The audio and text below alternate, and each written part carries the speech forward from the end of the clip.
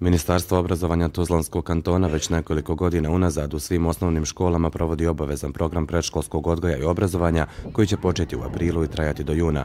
Obaveznim vidom predškolskog obrazovanja obuhvaćena su sva djeca koja do polaska u školu nisu pohađala neku od predškolskih ustanova. Upis će trajati do 9. marta. Tako da bi spiskove se mogli poslati prema predškolskim ustanovama, da bi oni mogli organizirati obavezni vid programa predškolskog odgoja i obrazovanja sa početkom 1. aprila ove tekuće godine.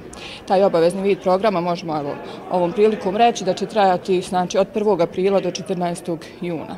Formiranje odjeljenja u osnovnim školama će zavisiti od broja upisanih učenika, a program predškolskog odgoja i obrazovanja koji će se provoditi 3 mjeseca sadrži 150 nastavnih sati.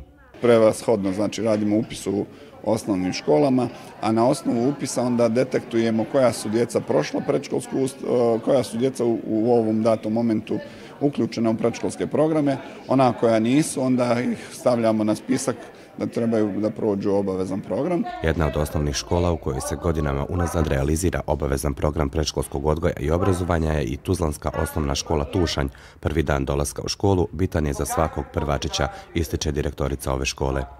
Upoznaje se sa osobljem škole, upoznaje se sa drugarima sa kojima će provesti ostatak svog školovanja. Jako je važno istaći da ove primarne i elementarne vještine koje mogu steći kroz obavezan vid su upravo u prilici na takav način da steknu u obaveznom predškolskom vidu. Roditelj ili staratelj obavezan je na dan upisa doći sa djetetom u školu koju će pohađati, gdje budući prvačić prolazi određenu proceduru i testiranje na osnovu kojeg će stručna komisija procijeniti da li je dijete spremno za upis u 1. razred i novo poglavlje u životu.